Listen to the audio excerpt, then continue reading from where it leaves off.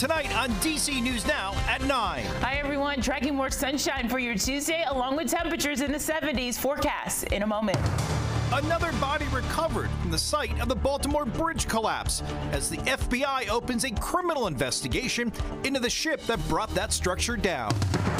Something I don't think anyone is prepared for, especially as a teacher. A freshman at Howard University dies after being hit by a car on campus.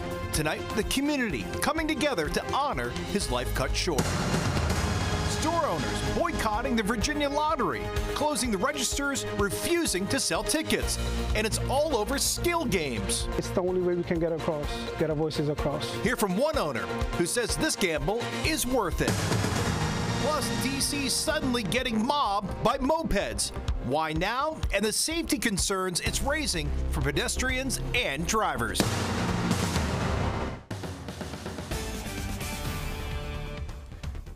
Hi, everyone. Thanks for joining us tonight for DC News Now at 9 o'clock. I'm Chris Flanagan.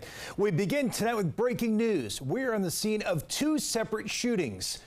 Tosin Fakile joins us in moments from Oxen Hill, Maryland, where we're learning a police officer fired at an assault suspect. But we begin tonight with Mariel Carbone, who is live in Northwest in the Brightwood neighborhood, where a teenager is among two people shot. Mariel, what's the latest?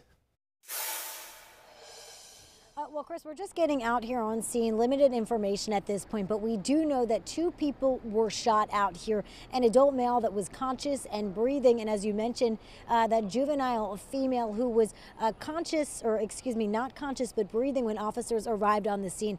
That was around 8:30. So as you mentioned, we're in the Brightwood neighborhood. I'm going to move so you can see the exact intersection we're at. This is 13th Street and Rittenhouse in the northwest area of town. This crime scene just about a block spanning right now, where police are out here just investigating and canvassing this scene. When we got out here about 15 minutes or so, there were about a dozen officers, but the scene's kind of slimmed down a little bit here. Some of the cars pulling away, but still officers expect to be out here for a bit investigating. At this point, we do know that there is a car, look out for a car involved in this. Excuse me, that is a gray Toyota Camry with tint. It was last seen leaving this area, 13th Street Northwest. So police are asking if you have any information on that car or anything that may have happened out here to contact police. But the latest right now, we just know those two victims out here as police continue to investigate. Reporting live in Brightwood, I'm Mariel Carbone, DC News Now. Okay, a lot happened there, Mariel. Thanks. We're also following the breaking news out of Oxen Hill, Maryland. Tonight, police say a man in the hospital right now after being shot by a police officer. Our Tosin Fakile joins us at the Riverfront Shopping Center on Oxen Hill Road there. And Tosin, police just gave an update a little while ago.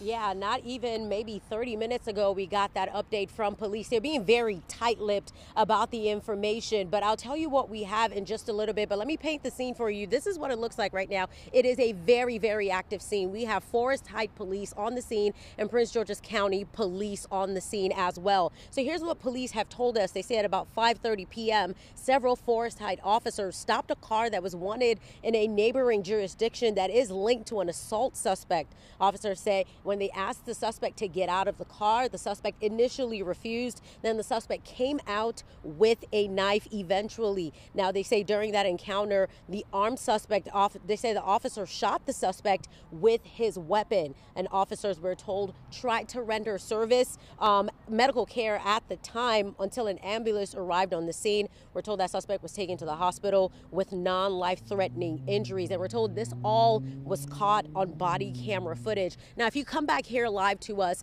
I do want to see if I can try to show you something interesting that we saw on the scene when we got here. I do have to tell you, people that we spoke to on the scene tell us they heard about 6 gunshots go off. Police did not take any questions from us at all, so we don't know how many shots were fired. We don't even know where this incident started for them to have stopped the car. There's so many unanswered questions at the moment. Now, if you come back here live to us, there is a vehicle in this parking lot right here. This is a shopping center in the Oxen Hill area. Right in front of this Safeway is where all of this played out. There is a white SUV in this parking lot. And what's interesting about the white SUV is it is barricaded in. There's a police car in front of it and a police car behind it. Now, we do not know if that is the vehicle that was involved in all of this, but that is one very interesting scene that we have seen here. So once again, police tell us this whole incident was caught on police body camera footage. Forest Heights police are the one that spoke to us. If we do have their sound, we're going to play that for you so you can hear what they had to say. Officers asked the driver to step out of the car. He initially refused. The suspect eventually exited the vehicle armed with a knife. During the encounter with the armed suspect, one officer discharges his duty-issue weapon, striking the suspect. And once again, police say all of that was caught on body camera footage. Forest Heights police tell us that they have reached out to Prince George's County Police Department to join them in this investigation, which explains why you see Prince George's County Police vehicle out here. But Chris, I have to tell you, it's very interesting how tight-lipped they are. There's still a lot of questions. Like, where was this car found to be able to be pulled over? What was the assault incident that was involved in all of this? These are questions that we're waiting to get answers for, and we'll continue to press police. We're hoping to get more information from them tomorrow. But for now, we're live in Oxen Hill. I'm Tosin Fakile. I'll send it back to you.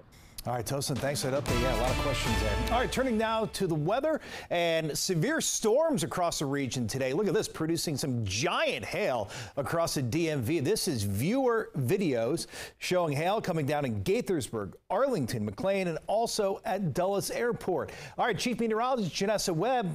Wild few hours there, but it's pretty decent sized hail. Yeah, we have reports, LSRs, local storm reports. All these little dots that you're seeing is all hail that fell across Falls Church and parts of Fairfax County. I think the closest size that we saw were dime size that the National Weather Service really reported today, and getting that information from either people that were out and about, but the bulk of this was for DC metro area and down towards southern Maryland. Tonight we are nice and clear. We are calm after the storm situation, and really we saw the last bands around 7 o'clock this evening. Clear skies right now across the Roslyn area into most of the suburbs of DC, and we're starting to really clear out even for Northern Virginia, parts of St. Mary's County as well. It is mild, folks. I mean, we're into the 70s at the 9 o'clock hour, 66 out towards Manassas. Hey, good evening. Fredericksburg, 64 degrees, and even the Mountain State region into the lower 70s. Storm Prediction Center going to keep this in place until midnight tonight, where we have that enhanced risk of severe storms. Even though here in the DMV, I think we are completely done with this storm system, and now it's setting the table for a very beautiful day for your Tuesday. As you're kicking off your morning, we'll be into the upper 60s, and we're going to get pretty toasty pretty quickly by that lunch hour, sitting into the lower to middle 70s in a lot of locations. We do need to have the umbrella handy throughout the rest of the week. We have rain and storm chances of your extended forecast. It's coming up. All right, all new tonight, the body of a fourth construction worker has now been recovered from the site of the Key Bridge collapse in Baltimore. That victim was found trapped inside a vehicle in the underwater wreckage. Now, at the request of the family, the Unified Command is not releasing the victim's name. As of tonight, 2 missing workers remain unaccounted for. This news comes as the FBI opens a criminal investigation into the circumstances leading up to the massive cargo ship that crashed into the bridge 3 weeks ago. Few details have been released, but agents were on board today. And someone familiar with the matter telling the AP that investigation will look at whether all federal laws were followed. Our David Laval will have much more coming up in our next half hour. Meanwhile, all new tonight, students at Howard University, they are mourning the loss of a classmate tonight. Freshman Mohammed Samara died last night, days after he was hit by a car in Northwest. The driver, a faculty member on campus. Now, before she went to breaking news, Mario Carbone was at that scene of the crash on 6th and Fairmont Streets. She reports, understandably, it was a very difficult day on campus. Arms locked, flowers in hand, and heads down. Students, faculty, and friends mourning the loss of a fellow Bison. Terrible. It's something I don't think anyone is prepared for. Freshman Mohammed Samura died Sunday night, days after he was injured in a traffic crash. According to D.C. police, the driver of a blue sedan, who the university confirms is a faculty member, hit Samur here at 6th and Fairmount Streets Northwest Thursday afternoon before crashing into a wall. D.C. Fire and EMS posted this photo of the crash. The area is just across from the School of Business, where Samura attended. He was a great person. Should be known for the little things, right? He liked anime. He was He was just fun to talk to. Nico Panaranda taught Samura in English 103. I could tell with every answer they gave that he was putting a lot of thought into it. He never talked just to hear himself. He was always doing so to provide something meaningful. Samura was a computer information systems major and a member of the university's esports team. Monday, with hands raised, the Howard community prayed for his family, honoring a life lost too soon. Reporting for DC News Now, I'm Marielle Carbone. Meanwhile, after days of fighting for their lives in the hospital, 3-year-old Zachariah Henry and his 6-year-old brother, William Clark Bryce, died after a house fire at their Clifton, Virginia home. Our Northern Virginia reporter Max Marcilla joining us tonight in our newsroom. And Max, the family has been asking for prayers over the last few days. Of course, they're still asking for prayers, and they're also sharing some of their happiest memories with the boys.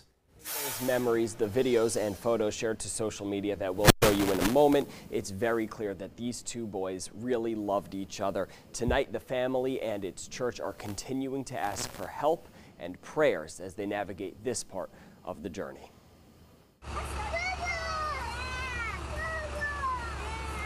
This embrace between William and Zach, shared 2 years ago, holds a new meaning now. The love these two boys showed each other, it's hard not to bring a smile to your face. The Bryce family says this video, this moment, is one they didn't fully understand until now. William and Zach were brought to DC's Children's National after a fire at their Fairfax County home, and Monday the family shared they passed away. They were just 6 and 3. Just hug your kids a little bit longer. This video from Jamie and Raina Bryce, the boys' parents, was posted online late Saturday night. Their message is powerful. It was shared more than 1,000 times, with prayers coming in from social media commenters from all parts of Virginia, the DMV, and the country. They're rolling in. As the family works through its loss, the efforts to help them are in full swing. Within hours of the fire, Love Church was collecting clothes and other items to give to a family they say would always do the same for others. How amazing they are in times of need for people. The Bible says those who refresh others will themselves be refreshed. Tonight, the investigation into what started the fire is continuing, and so are the prayers. And in his most recent Facebook post, the boy's father writing, "Our prayers with all of yours have been answered, just in a different way." Now, there is an online fundraiser for the Bryce family. It's raised over $170,000 so far. As we mentioned, the church is still accepting donations for clothes and food items for Jamie, Raina, and their 2 older sons who are 13 and 8. Take a look at your screen. You can see how you can donate. You can bring items to the church's Gainesville office Monday through Thursday, 10 to 5, and their Winchester location from 9 to 5, all 7 days of the week. In the newsroom, Max Marcilla, DC News Now. All right, Max, sweet little boys and so heartbreaking indeed. Meanwhile, 2 people in the hospital tonight after a carbon monoxide leak at a nursing home in Beltsville, Maryland. In all, 18 people living at the Hill Haven Assisted Living Center were checked out along with 10 staff members. Prince George's County Fire and EMS crews say the leak was first reported around 9:30 this morning. Crews found high CO levels when they got to that building. They're still working tonight to determine the cause. And developing now at 9 small business owners across Virginia. They're uniting to send a message to Governor Glenn Youngkin. They're refusing to sell lotto tickets in hopes it'll send a message to the governor over his amendments to a bill meant to legalize skill games in the state. Virginia lottery sales go to fund education and earn the Commonwealth about $2 million per day. To the customers that came in that had to turn back, first of all, we'd like to apologize that they had to go back, but this is something that's very important to us, and that we're hoping that we'll get the message across to our governor.